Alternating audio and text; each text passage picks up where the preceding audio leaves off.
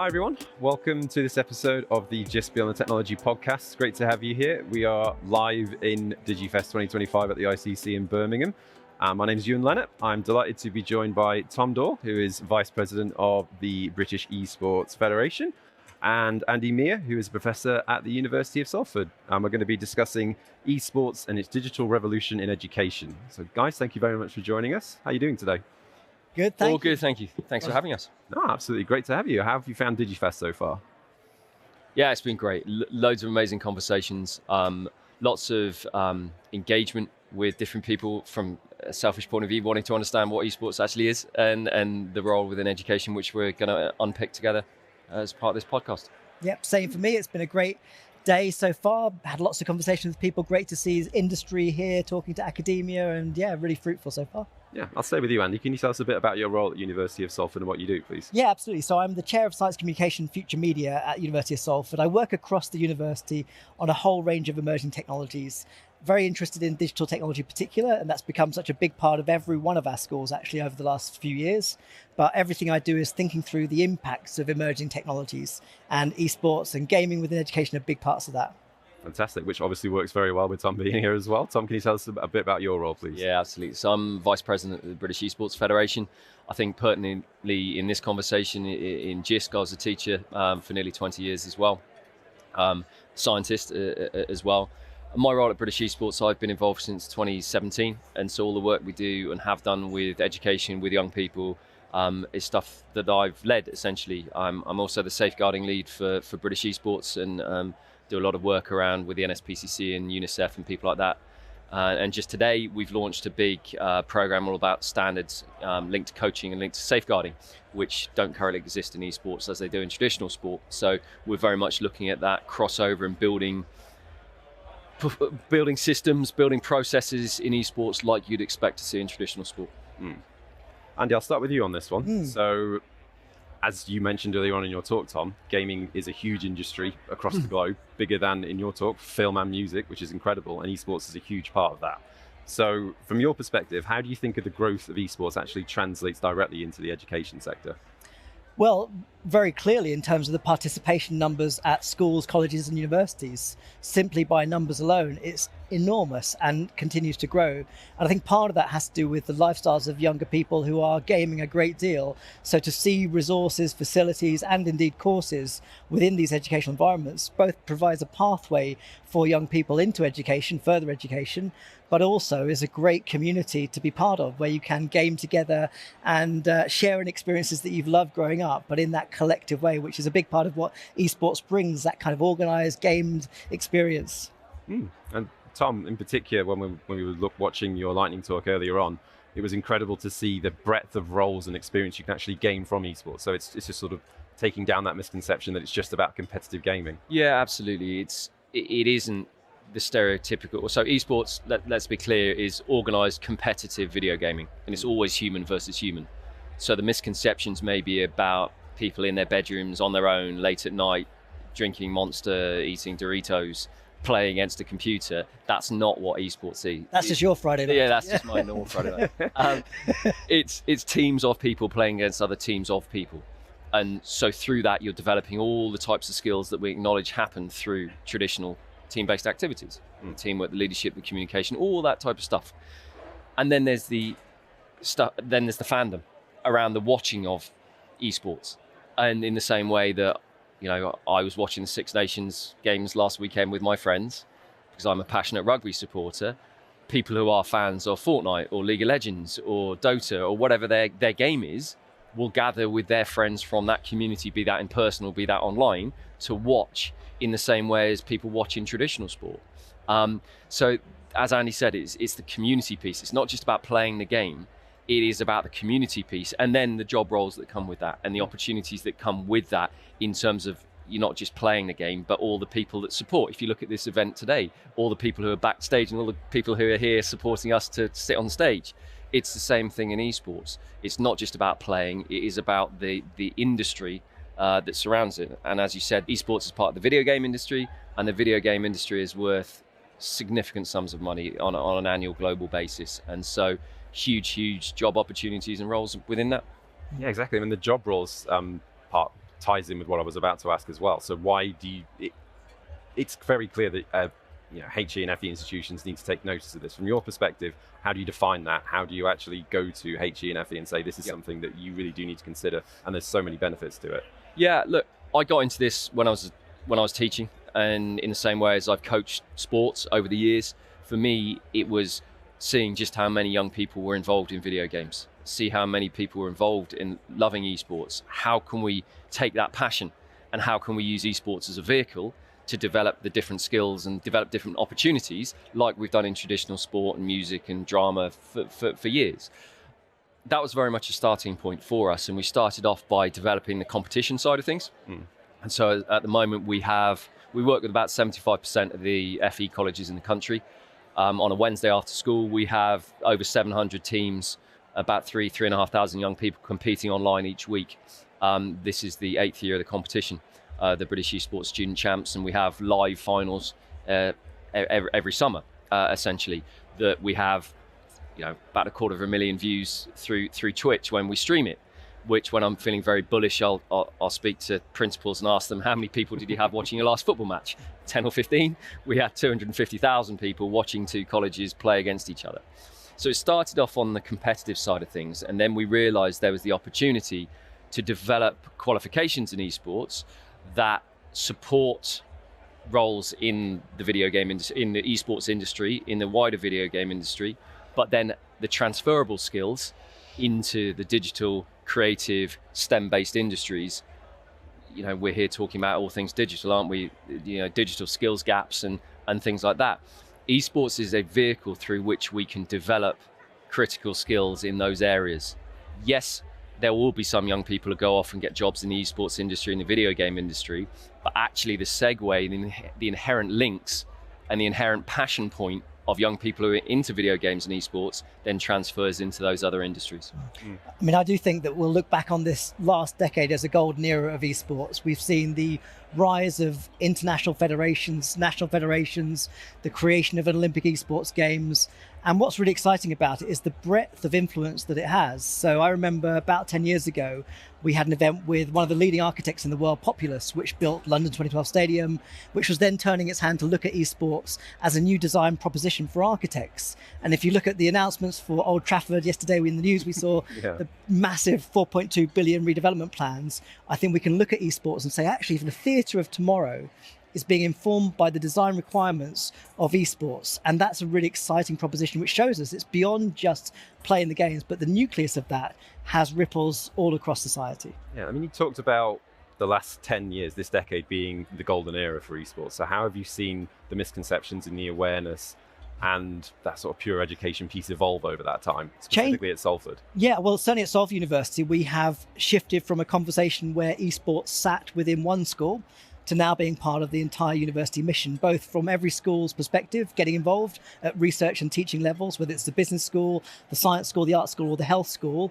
Finding a way into that has become commonplace across the university, but also within the university sports mission as well. So making esports part of that mission to deliver a facility that is ready for the next generation, I think is a big shift, certainly. And that's matched across the sports world as well. So the fact that now, 5 years ago, the sports world was slightly anxious about computer game playing and saw it almost as detracting from sports participation, to now where the most capable athletes in the world are talking about how important esports has been to their own development. So I think that shift has been absolutely remarkable. Yeah. And again, we're just beginning to see the impacts of that, I would say. Must be great to be a part of as well from that sort of ground level. It is, and that's not to say that it kind of began 10 years ago. Esports has had a kind of long trajectory through the wider culture of gaming that we have had for 40 years. So it's not built out of nothing. And I think that's really critical, not least because there are lots of different ways in which people are playing esports, lots of different titles, lots of different subcultures of participation.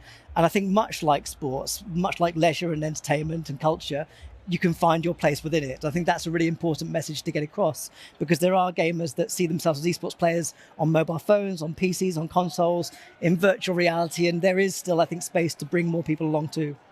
It's that wider demographic piece, isn't it? And once we can get once we've been able to get senior leaders, senior decision makers in education, be that in FE, be that in HE, to look past it as being simply video gaming, to looking at the skills that we've talked about that are developed through doing it, this development of community, the development of development of the community, of engaging young people who maybe aren't engaged in those other traditional sports or other activities that are being offered, and yet esports offers that other passion point. You'll get some esports players who are into traditional sports as well, that represent the universities or colleges in traditional sports. But then you'll get the other students who don't represent in any other way, because esports and gaming is their thing. And so it's just about facilitating that, and for colleges and universities giving students those opportunities in the same way as they would for other traditional activities. This one just happens to involve video games. And so there haven't, in the FE colleges, the systems are a lot more centralized and organized. In the university space, it's student-led still. There aren't many universities that have centralized facilities for esports yet. And so it is, in the university space in the UK, it's a significant area of growth, I believe, in the next 3 to 5 years. Yeah, you mentioned skills, which is a perfect layup for what I was just about to ask you as well from your talk earlier on. Now, for the people who weren't available or weren't able to actually see that, it was incredible, this slide that you shared, which showed all the transferable skills or job opportunities that come up just from looking at education for esports. So can you talk to us a little bit about that? I mean, It's very difficult because obviously there's so many options in there, so I'm not expecting you to go through each one by one, but can you talk more broadly about that and how it can actually help to set students up for a future career? Yeah, absolutely. And this is the critical piece about the misconceptions and the preconceptions. And one that we get quite a lot is, why you're just teaching kids to be pro gamers. Well, no, in the same way as students who study sports-based qualifications or involved in sport, very few of them will go on to be professional athletes. Same thing in esports. Very few of them will go on to be pro gamers. Some will. It's the same as in sport. So what we're talking about here is, on the competitive side of things, the skills, the teamwork, the leadership, the communication, decision-making, problem-solving, strategic thinking that come from being part of a team and working out your place in the team. A lot of the esports games, you play different characters with different roles, and so it's all about the communication of the strengths and weaknesses of your team. So there's the development of those holistic transferable skills, and all those skills people will recognize and employers will recognize as what they're looking for in young people, what they're looking for in future employees. But then you also then take the inherent digital creative STEM links with esports and with video gaming, and the fact that young people, they're always, what kit are you playing on? What processors has that got? What graphics cards are in there? What cooling units are? Oh, great, right. And the hardcore gamers will build their own as well, because that's the cheapest way of getting the best possible kit. So again, they're developing these STEM-based skills, even though they don't realize that they're doing it. We can unpick that and say, well, yeah, you are developing X, Y, and Z. Cybersecurity is a significant growth area as well.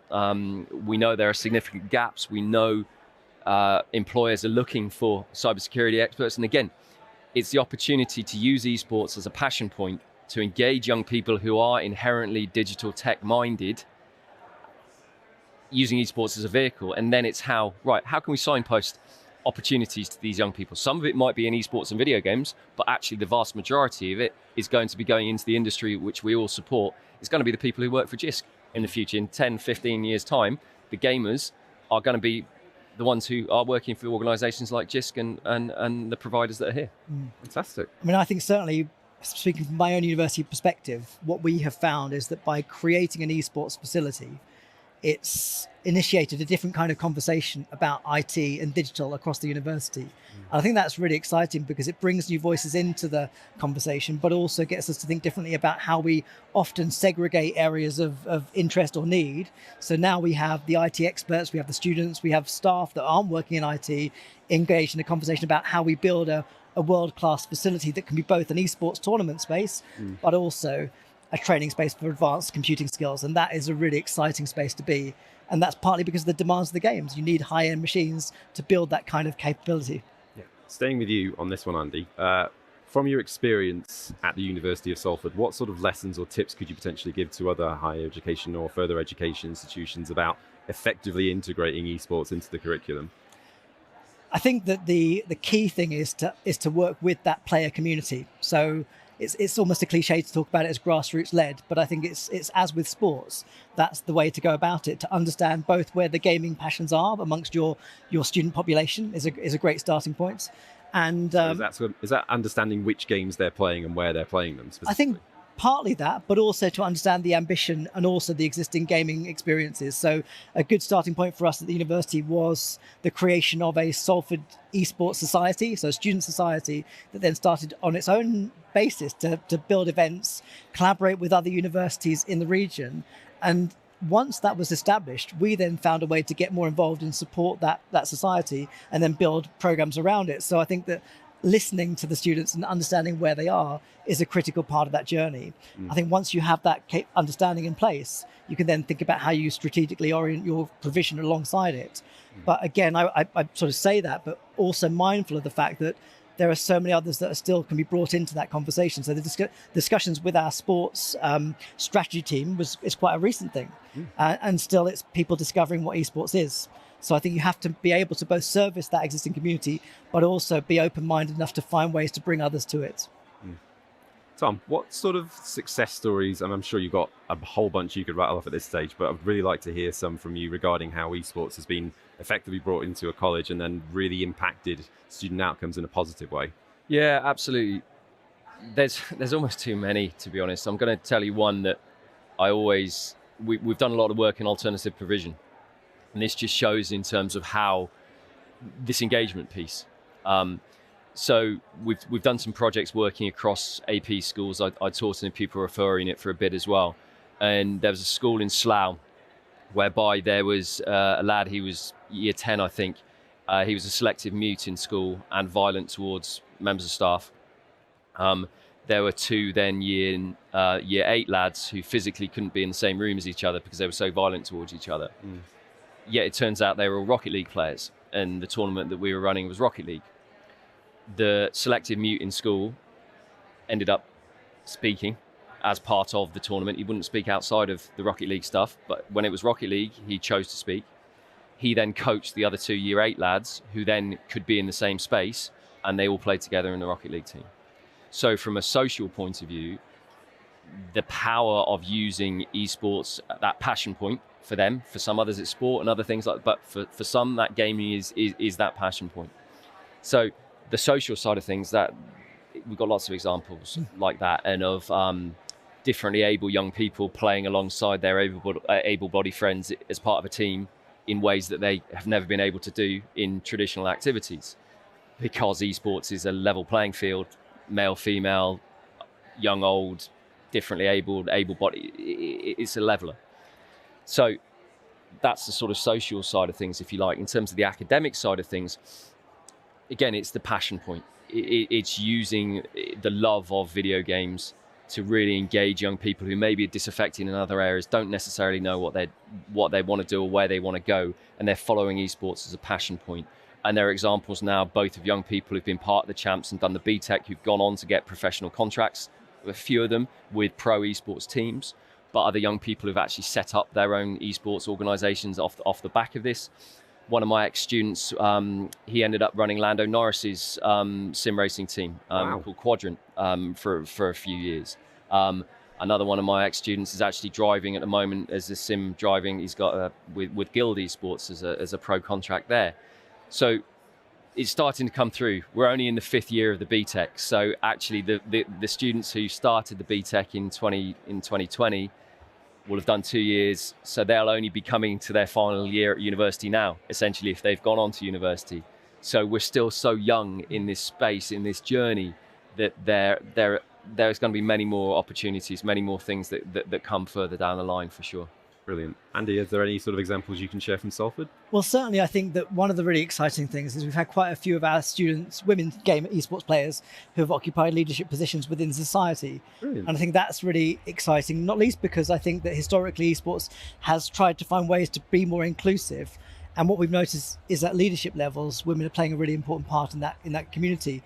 As Tom sort of mentioned, one of the key things for us has been to see how if I want to put a student on a stage, I'll go to the Esports Society because they're incredibly capable, proficient, professional individuals. And I think that just sort of reminds me of how much it brings people along. And one of the big challenges we have at university, I think across the UK, is engaging students beyond curriculum. It's often hard to engage them on curriculum, but with the pressures on young people to earn money to keep going, we find it really hard to bring people to keep students on campus for non-curricular activity. But esports really counters that trend. I think if you do find something that does enrich people's lives, but also gives them that professional development, then you can bring them closer to what you're doing. And that's been a fantastic achievement. The number of tournaments that have happened across the university, working across the region of Greater Manchester, has been extraordinary. And again, like Tom, lots of stories of students that have gone on to do amazing things as a result of that. Which is absolutely fantastic to hear. It's and great. It's great in such a short space of time that it's had so much of an impact, not just in terms of careers, but community building as well. Attendance-wise, another one just sprung to mind. There was a college that reported back to us that they had, for the first 12 weeks, when they first launched the esports course, for the first 12 weeks, they had 100% attendance for the first 12 weeks of a course, which is absolutely unheard of. Again, because we're offering the opportunities to young people to do something that they want to, that they absolutely love, and they want to follow that as a passion. And so again, it's just using esports as that vehicle, and understanding how it can be used as that vehicle, essentially. Yeah. You both sort of touched on this in the answers for the last few questions.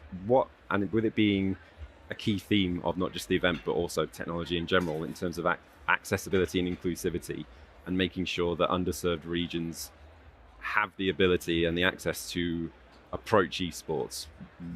What are the biggest challenges that currently exist in that space at the moment, and from your institutions, how are you bridging that? I suppose from my side, working in Greater Manchester is a really exciting experience because there are so many educational bodies, but also professional organisations that want to be in the esports space. So I wouldn't describe it as a challenge. I'd describe it certainly as an opportunity, but it's an opportunity to collaborate on things like facilities investments, tournaments, those sorts of things. And esports has allowed us to have new kinds of conversations with those institutions in ways that haven't happened before. So the opportunity to collaborate is one of the greatest benefits I've seen from esports coming closer to the university. And as Tom said, it's still quite early days, and we keep discovering new facilities that have been created by another college around the region. So it feels like a community still finding its purpose, but also building a tournament structure around that too. So it's again, it's an exciting time to be working in this space, but so much more to do, I would say. Tom? I think kit and equipment is a potential barrier. And whilst there are colleges and schools that are spending significant sums of money building purpose-built facilities, which are not happening, as I mentioned earlier, really at the university space just yet. Salford has one, Warwick University has it, College of Esports in London, Chichester, but there aren't many universities that have gone down the route yet. When I'm speaking with colleges and schools, I'm not saying, right, you need to go to your finance director and say you need 50 grand for a new gaming suite or anything like that. But it's very much when people are upgrading PC facilities, instead of spending 750, 800 quid on a normal desktop, if you spend £1,000 and get a PC that's got a graphics card, not only does that, first and foremost, improve teaching and learning and open up accessibility to the wider, my old school, we had an Adobe license that we couldn't actually use because we didn't have the machines that were powerful enough to run the Adobe software. Whereas actually when I managed to convince them to upgrade a suite to have better machines, all of a sudden there's all other teaching and learning uses that can be made of that classroom first and foremost, but then at lunchtimes and after school, it can be used for esports and for gaming. So it very much is, you don't need to be spending, like if you've been to the stand over there, we've got the Alienware kit we've got, it's probably $3,500, $4 grand a system.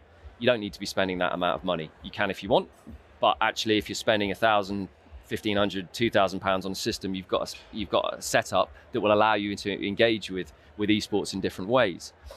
As in terms of underserved areas, again, then talking about Jisc and the Janet network, the network, the internet capabilities are critical, but in theory, you can have colleges in Cornwall playing esports against the Highlands and Islands colleges in Scotland in a way that can't happen with sport. So again, what it gives, as Andy said, is an opportunity to connect different areas that wouldn't actually necessarily be connected through traditional activities that schools, colleges, universities compete in. Yeah, I mean, one thing we haven't touched on, this is more applicable to school systems certainly, but the involvement of parents in the gaming lives of their children is, for me, a really critical thing. Somehow we've allowed ourselves to separate those worlds where children game on their own and parents either don't game or game separately. And we don't do that with other sports. We play together, and I think that the esports environment has allowed both generations to come together, but also to see positive, healthy habits around screen-based behavior, which of course is a critical issue of our time. And I think through esports, you get a sense of how this positive, playful, joyful experience can also be professionally useful, but also help people see what value is coming out of it. And I think that's a really big part of it. Fantastic. I'm going to ask you to nail down one thing that you think would be most important in terms of advice for educational institutions to try and stay ahead of the curve when it comes to esports, which might be a bit tricky. Wow, that's a question. Well, I mean, I'm happy to go first. I think that Tom alluded to it. The facilities question is the one to start with, I think, because the facility is a way of really bringing together lots of other conversations. And in some respects, actually, if you are thinking about strategically how to utilize esports as either a recruitment driver or as an enrichment driver, then the facility really matters. It doesn't mean you need to have the most expensive kit, but actually a space that allows people to play together is really critical. And lots of schools are using things like Nintendo Switches to begin their journey in this world. But it's the conversation that follows from that I think is the big part of it. So I would say that for me is the key one. Fantastic. So if Andy's gone down the kit side, the logistical side, I'll go down the side of actually looking fundamentally, getting the decision makers to look past the point of it being video gaming and look at the skills that are being developed through doing it. And if we can get those senior leaders, senior decision makers to look at that, that's when we see the light bulb moment. That's when we see the point of, okay, yeah, it's just because it's different from what I did when I was a kid doesn't mean it's wrong.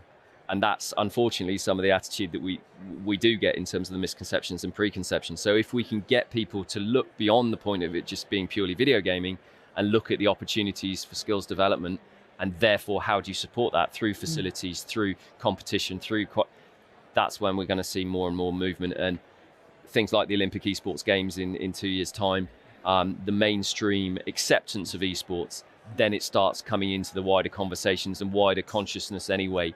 And then that helps to support the conversations too. Brilliant. Slightly easy one to start wrapping up on. What's been the highlight of Digifest for you so far?